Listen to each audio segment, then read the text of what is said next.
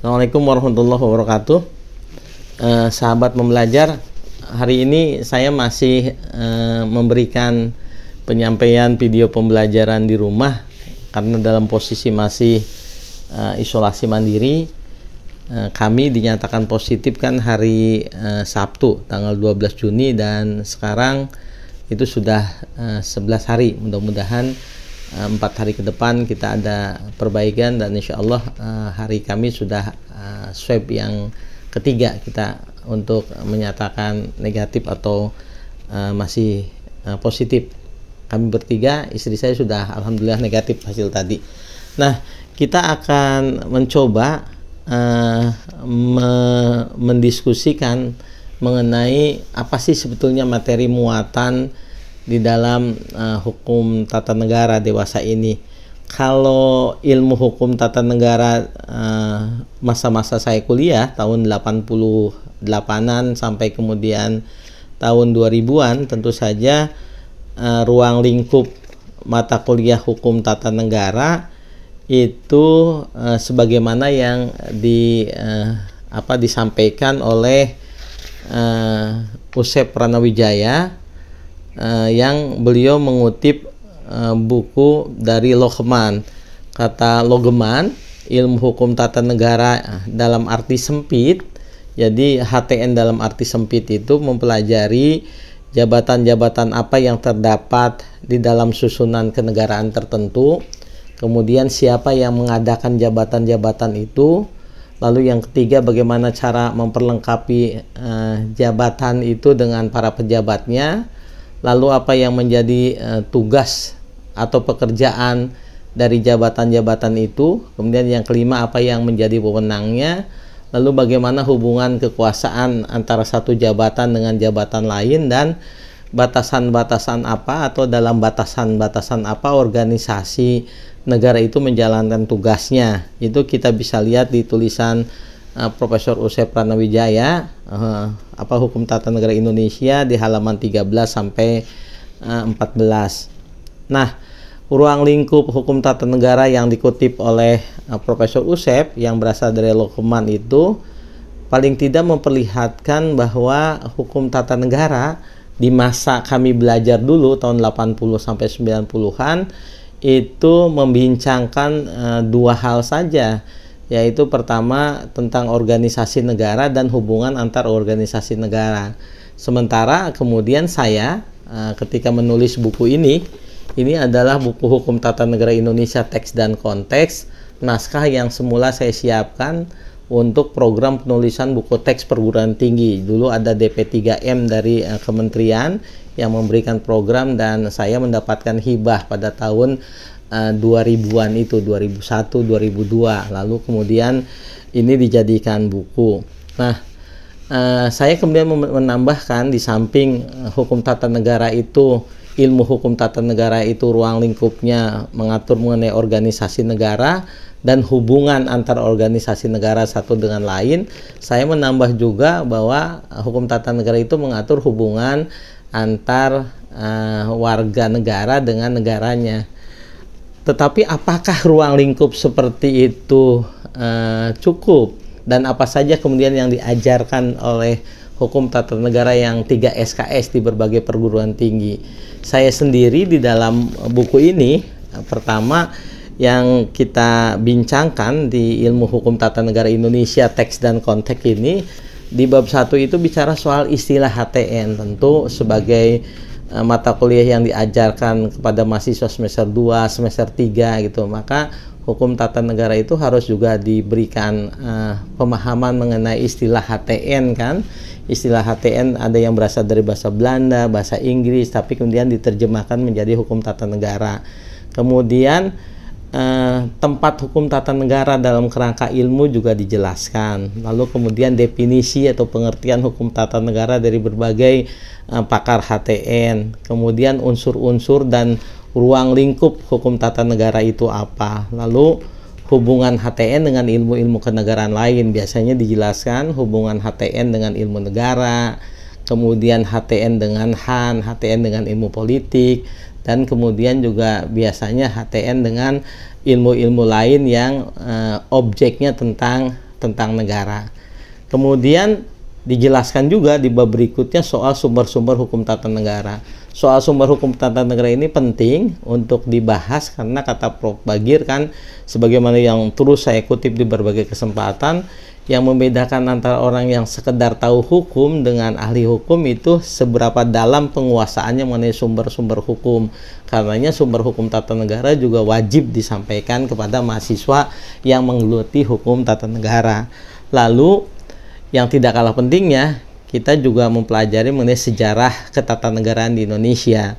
Bagaimana sejarah lahirnya negara Indonesia, tapi jauh sebelum itu bisa juga misalnya supaya lebih kaya dari pendekatan aspek sejarah, maka hukum tata negara Indonesia juga harus mempelajari bagaimana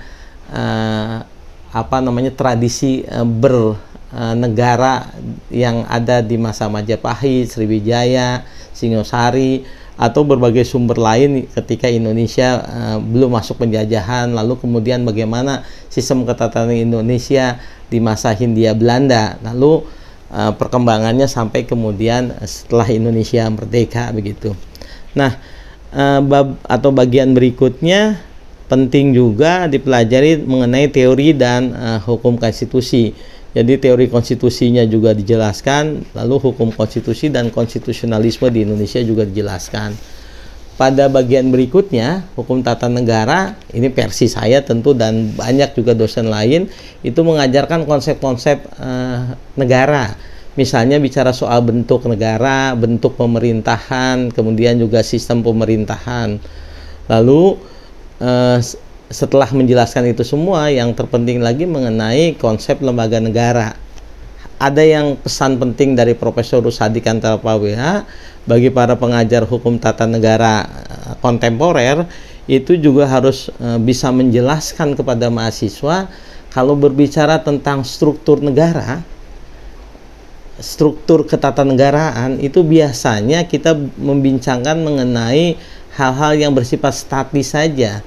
Lembaga-lembaga negara, kita bicara apa saja lembaga negara yang bersifat horizontal, pembagian kekuasaan negara di dalam Undang-Undang Dasar 45. Tapi Prof. Rusadi mengingatkan pada kita supaya tidak bersifat statis, maka kita juga harus membincangkan struktur ketatanegaraan itu dalam konteks sebetulnya sistem politik ketatanegaraan. Artinya kalau bicara tentang struktur ketatanegaraan itu cenderung statis, tapi berbicara mengenai sistem politik itu sebetulnya lebih bersifat dinamis. Karenanya ketika Prof. Sri mengajarkan infrastruktur ketatanegaraan, itu sebetulnya harus dibaca juga sebagai infrastruktur politik dan suprastruktur politik. Apa saja yang membangun suprastruktur politik?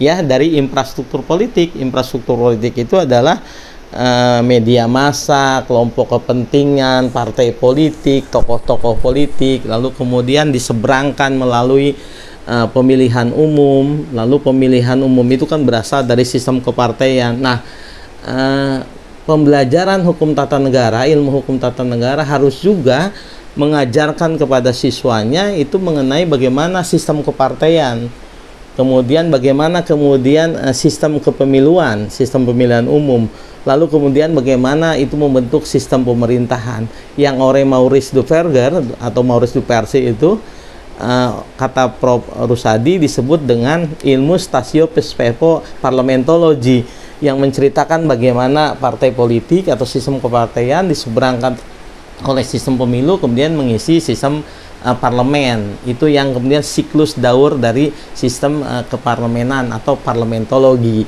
Nah, pengajar hukum tata negara harus dinamis, pendekatannya tidak statis, karenanya juga penguasaan sistem politik atau ilmu politik itu juga penting. Bagian berikutnya juga mengajarkan kepada mahasiswa selain lembaga-lembaga negara menurut Undang-Undang Dasar 45, diajarkan juga mengenai susunan atau bangunan negara. Jadi kita itu bentuk negara kesatuan tentu ada pemerintah pusat dan ada bagian-bagiannya, yaitu pemerintah provinsi yang dibagi juga kabupaten, pemerintah kabupaten kota. Lalu diajarkan juga mengenai hak asasi manusia, lalu tentang penduduk dan warga negara, dan juga kekuasaan ke negara lainnya di Indonesia, termasuk kekuasaan kehakiman. Jadi kekuasaan kehakiman sebagai salah satu pilar yang diatur di pasal 24, 24A, 24B, 24C Undang-Undang Dasar Pasca Perubahan itu juga harus disampaikan kepada mahasiswa. Sahabat pembelajar, di samping hukum tata negara yang digeluti secara khusus oleh mahasiswa hukum tata negara yang mengambil program kekhususan hukum tata negara di berbagai fakultas hukum, juga penting hukum tata negara ini kan diajarkan juga di fakultas syariah, di fakultas hukum dan syariah. Jadi di berbagai fakultas hukum dan syariah itu diajarkan juga jurusan siasah hukum tata negara. Nah, apa saja yang akan diajarkan di siasah tata negara? Tentu aspek-aspek hukum ketatanegaraan umum yang diajarkan di perguruan tinggi negeri begitu, dan di perguruan tinggi umum, bukan PTAIN, itu bukan perguruan tinggi agama Islam negeri, itu secara umum diajarkan, tetapi sentuhan-sentuhan siasah juga bisa kemudian masuk. Nah, pertanyaannya, di dalam kurikulum siasah itu apa yang mesti disampaikan? Di samping beberapa yang sudah saya sampaikan tadi, tentu saja sistem ketatanegaraan menurut pandangan Islam itu juga harus disajikan. Lalu hubungan antara negara dengan agama, dan itu banyak, misalnya pandangan Profesor Dr. Menteri Agama kita Munawar Sajali yang keren gitu ya, yang menulis mengenai hubungan antara negara dan agama.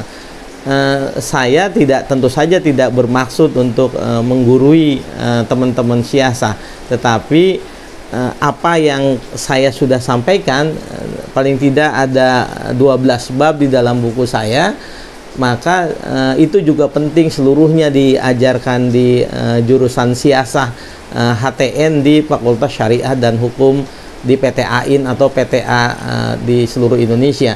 Tambahannya yang tadi itu.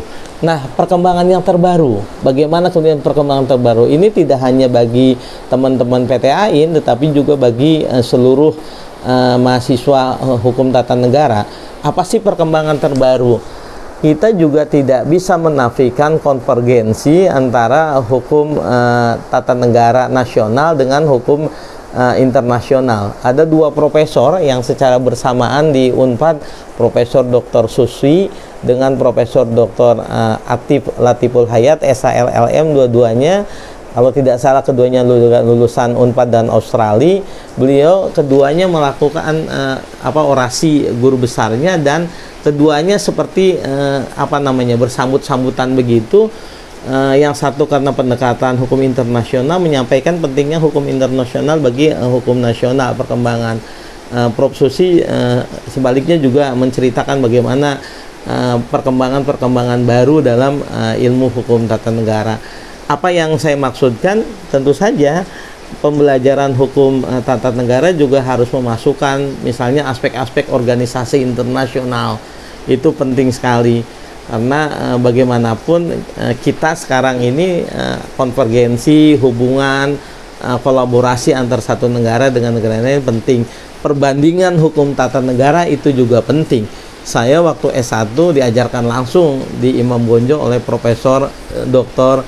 Bagirmanan, walaupun beliau pada saat itu sedang sibuk, dan 1-2 kali bersama Pak Rosidi Ranggawijaya.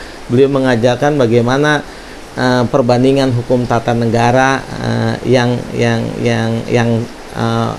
paling tidak dianut oleh berbagai negara-negara besar gitu, yang bisa menjadi model untuk pembelajaran.